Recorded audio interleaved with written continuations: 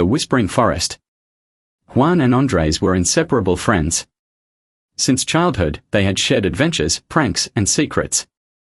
Over time, their curiosity for the paranormal became an obsession.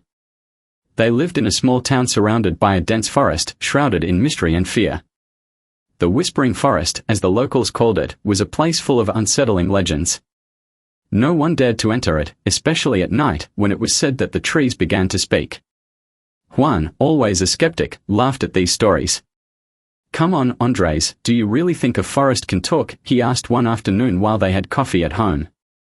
"I don't know. It's weird. My grandmother says that people who enter the forest at night hear voices they shouldn't," Andres replied grimly. "They say you never come back the same." Juan grinned, full of mischief. "Why don't we find out for ourselves tonight?" Andres stared at him, surprised. "Are you serious?" "I don't think that's a good idea." But curiosity soon outweighed fear, and Andres gave in. The plan was simple: they would enter the forest at dusk, explore for a bit, and record themselves to prove that the stories were just myths. Into the forest. That night, the two friends ventured into the forest with flashlights, backpacks, and a small camera to document their adventure. At first, everything seemed normal. The ground crunched under their feet, and the wind whispered through the trees. As they walked deeper into the woods, the darkness grew thicker, and the forest sounds became more eerie. "Do you hear that?" Andres whispered suddenly, stopping in his tracks. Juan switched off his flashlight. At first, he heard nothing unusual, just the wind and the chirping of crickets. But then, in the distance, a faint murmur emerged from the darkness, like someone whispering softly. "Who's there?" Juan shouted, trying to sound brave, though a chill ran down his spine. There was no response, only silence, until the whispering returned, closer this time.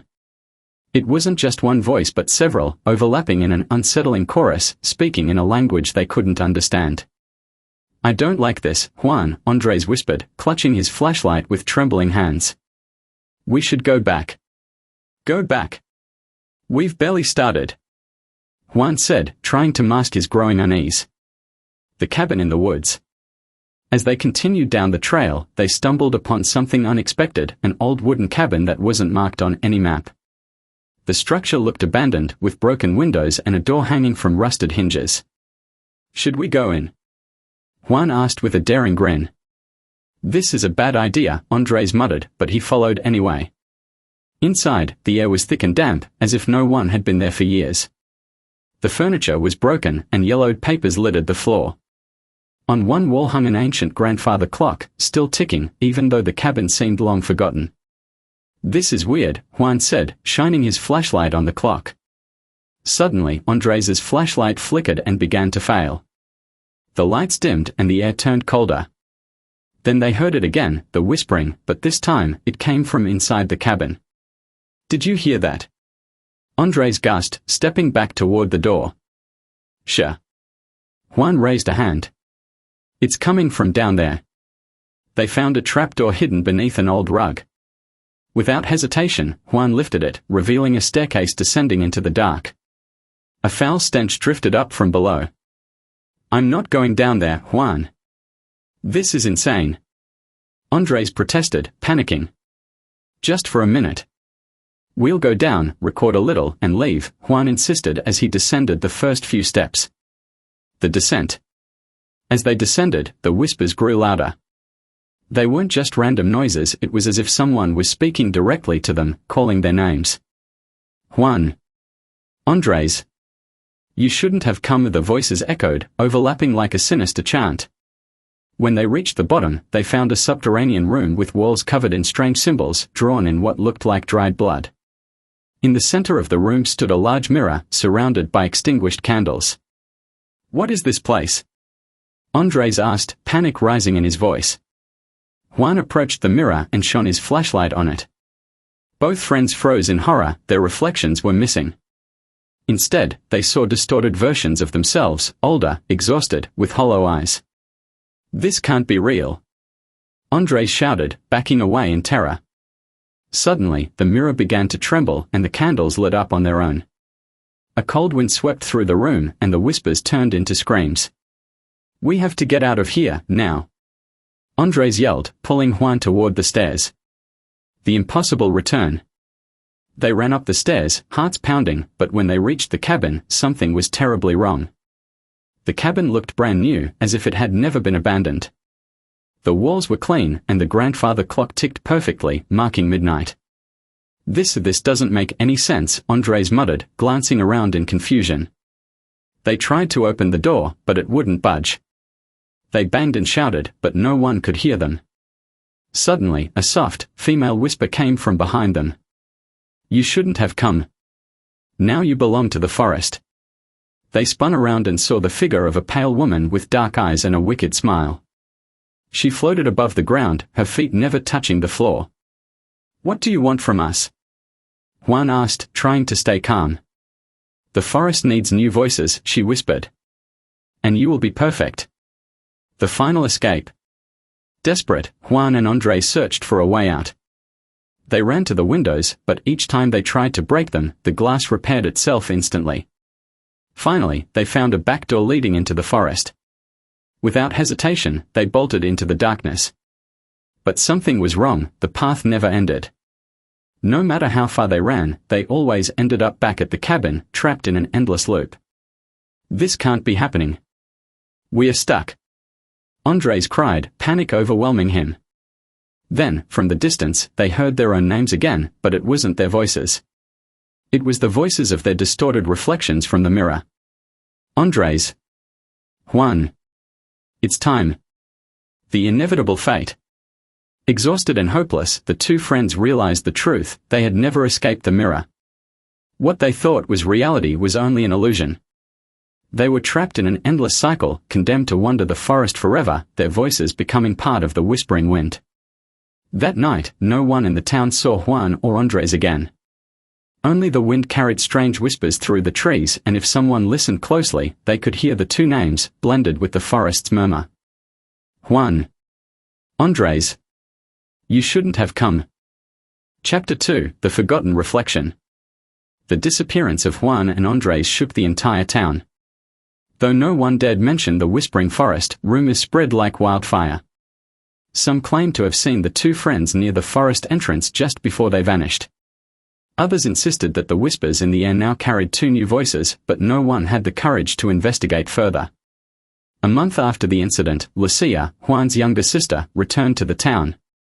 Determined and skeptical, she didn't believe in local superstitions. Upon her arrival, she found a heartbroken mother and neighbors unwilling to discuss her brother's fate. What really happened to Juan and Andres? She asked several people, but the response was always the same, silence and averted gazes. It was as if merely mentioning the forest could summon disaster. Frustrated by the lack of answers, Lucia decided to do what nobody else dared, find her brother. She didn't believe in ghost stories or curses. There's nothing in that forest but fear, she told herself, and fear won't stop me. A dangerous decision. Before entering the forest, Lucia sought out old Gregorio, an elderly man who lived near the forest edge. He seemed to know more than he let on. People said he had lived all his life hearing stories about the forest and the people it claimed. They are still there, girl, Gregorio told her with a trembling voice. Your ears may lie, but your eyes won't. The forest twists your senses. What do you mean? Lucia asked, puzzled and impatient. Don't trust the reflections. The mirrors in that forest. They don't show the truth. They show what the forest wants you to see. Lucia frowned, but the old man's warning only fueled her curiosity. That night, she gathered her courage and made her way toward the forest. She was determined to bring Juan back. The first encounter with the whispers. Lucia entered the whispering forest at dusk, just as the sun disappeared behind the treetops. The deeper she went, the heavier the silence became, as if the forest was swallowing all sound.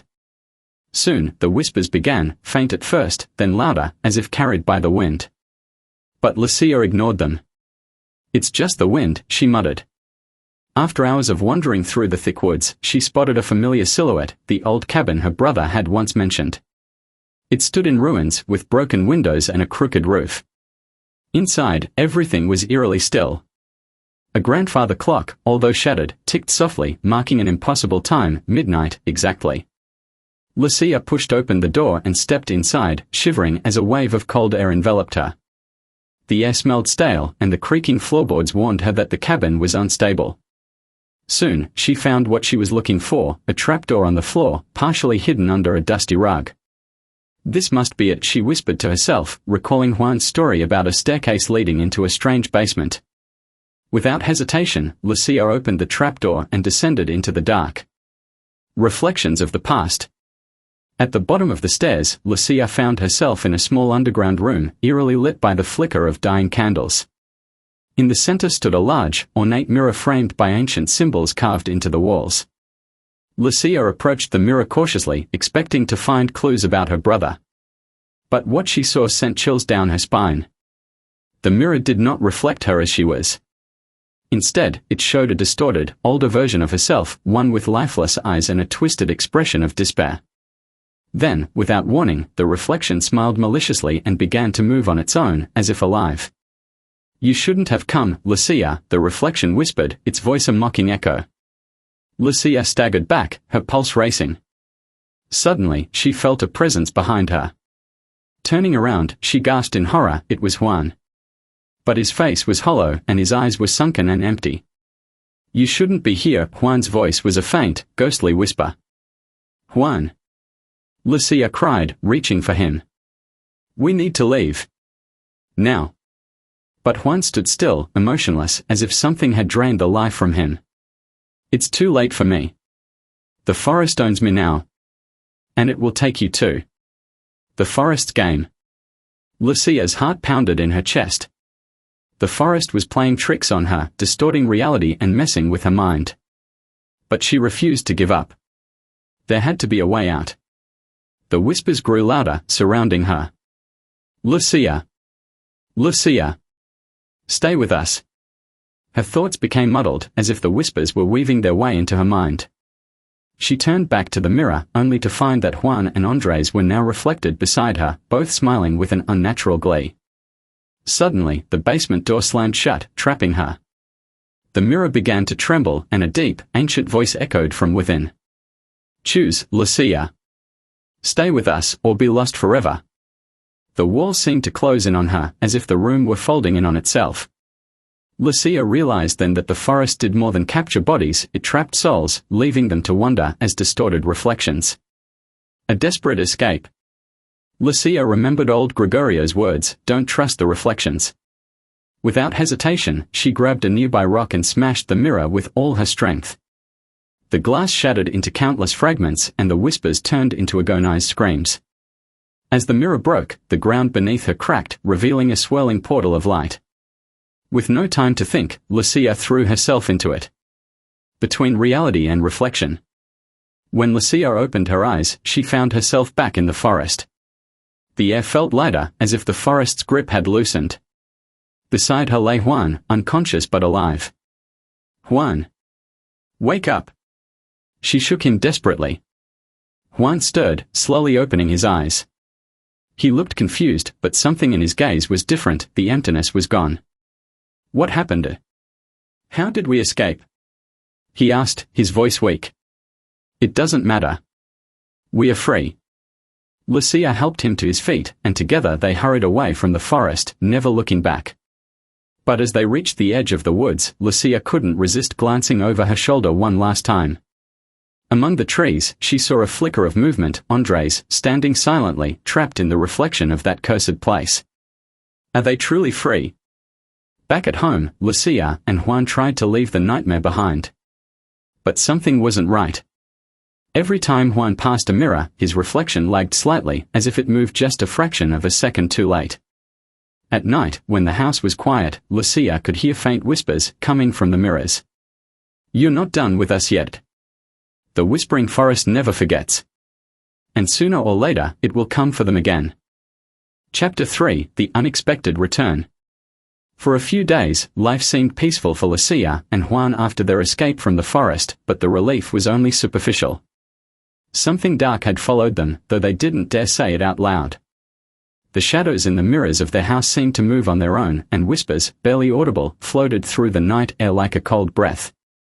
Lucia tried to maintain a sense of normalcy, focusing on daily routines, but deep inside, her instincts warned her, this was far from over. She knew the truth, the forest never lets anyone leave without a cost. The nightmare returns. One night, Juan woke up with a start, drenched in sweat. In his dream, he had returned to the forest, but this time he was alone. He heard Andres' voice calling out, distant and desperate. Every time Juan tried to follow it, something pushed him deeper into the darkness. Lucia, he whispered, gasping for air as he sat up in bed. It's happening again. Lucia rubbed her eyes groggily and looked at him with concern. Another dream? She asked, though she already feared the answer. It's not just a dream. Andres is still trapped in there, Lucia. The forest is calling me. Lucia knew that Juan had never fully recovered from the trauma of their escape. The strange shadows in the mirrors, the whispers at night, and now these relentless dreams, it all pointed to the same dreadful conclusion, the forest wasn't done with them yet. We are not going back, Juan. Her voice was firm, though her heart wavered. We made it out alive, and I'm not risking everything again. But Juan's expression told her what she feared most, he had already made up his mind. A message from the other side. The following morning, something strange happened. As Lucia prepared breakfast, the radio, which had been off for days, turned on by itself. A haunting, distorted melody filled the room. Beneath the music, a familiar voice whispered faintly. Help me. I'm here in the mirror. Lucia froze, her heart racing. It was Andres' voice. Juan rushed to the radio, frantically adjusting the dial, but the signal vanished as quickly as it had appeared. You heard it right. Juan said, his voice trembling with a strange mixture of fear and hope. Andres is alive. Lucia felt a chill run down her spine. They had escaped once, but was it worth the risk to go back? Juan didn't wait for her to respond. He knew what he had to do. Back to the forest. That night, Juan and Lucia returned to the cursed forest, armed only with flashlights and a rope they hoped would prevent them from getting lost. The air felt heavier than before, and the whispers were louder, as if the forest had been waiting for them. Here we go again, Lucia muttered, trying to suppress her growing fear. Andres is out there. We have to find him. Every step they took seemed to pull them deeper into the forest, even though they followed the same path they had used to escape. The shadows stretched longer, and unsettling laughter echoed faintly in the wind. After an hour of walking, they reached the abandoned cabin again. The door, once ajar, now stood firm and unyielding, as if daring them to enter. This is the place, Juan whispered. Without hesitation, they pushed the door open and descended the narrow staircase into the cellar. But what they found there was not what they expected. The mirror had returned to its original, unbroken state. Lucia's hands trembled. This feels like a trap. The second reflection. As they approached the mirror, the beams of their flashlights flickered and then went out entirely. A suffocating darkness swallowed the room, except for the eerie glow coming from the mirror. Suddenly, the reflection in the mirror changed, but instead of showing Juan and Lucia, Andres appeared, pounding desperately on the other side of the glass. Get me out. Please. Andres' voice was hoarse with fear. Andres. Juan shouted, pressing his hands against the cold surface. Hold on. We'll get you out. But the reflection began to ripple and distort. Andres' face twisted in agony, and from behind him, a dark figure emerged, a grotesque, shadowy creature with glowing eyes that radiated pure malice. Not everyone escapes, the creature whispered, a sinister smile spreading across its distorted face. If he leaves, one of you must stay. A wicked bargain. Juan and Lucia exchanged horrified glances. The forest demanded a trade. If they wanted to free Andres, one of them would have to take his place. We can't leave him in there, Juan whispered, his voice filled with guilt. This is madness, Lucia muttered, panic rising in her chest. There has to be another way. The creature chuckled softly, enjoying their torment. One of you or all three stay forever, it hissed with a mocking tone. Juan clenched his fists, his mind racing. There was no time to hesitate. If someone has to stay, it will be me. Juan's voice was steady, but his eyes were filled with sadness. Andres doesn't deserve this. Lucia grabbed his arm, her heart breaking. No. We are not leaving anyone behind. The creature in the mirror waited silently, its eyes gleaming with cruel anticipation. Time was running out. An unexpected sacrifice. Before Lucia could stop him, Juan made a desperate decision. He slammed his fists against the mirror, shattering it with a deafening crack. A furious wind whipped through the room, scattering shards of glass like deadly confetti. No. Juan, don't. Lucia screamed, but it was too late. Juan reached through the jagged opening, grabbing Andres' hand. A blinding flash of light erupted from the mirror, enveloping the entire room. When the light faded, Andres was free. But Juan was gone. The mirror had taken him instead. A fate worse than death. Lucia collapsed to her knees, overwhelmed by the weight of what had just happened. Andres, still dazed, pulled her to her feet. We have to go. Now. They stumbled out of the cabin, running as fast as they could while the forest screamed in fury. The creature's wails echoed through the trees, furious that it had been denied its full prize. They reached the edge of the forest just as the first rays of sunlight peeked over the horizon. Andres took a deep breath, savoring the fresh air for the first time in what felt like an eternity. And what about Juan? Andres asked, his voice heavy with guilt. Lucia, tears streaming down her face, looked down at a small puddle of water on the ground. In its surface, Juan's reflection stared back at them, trapped forever on the other side. He'll never truly be free, Lucia whispered. The forest always claims its price. And though they had escaped once more, the shadows in the mirrors would remind them every day that Juan was still waiting, trapped in a place where no one could follow.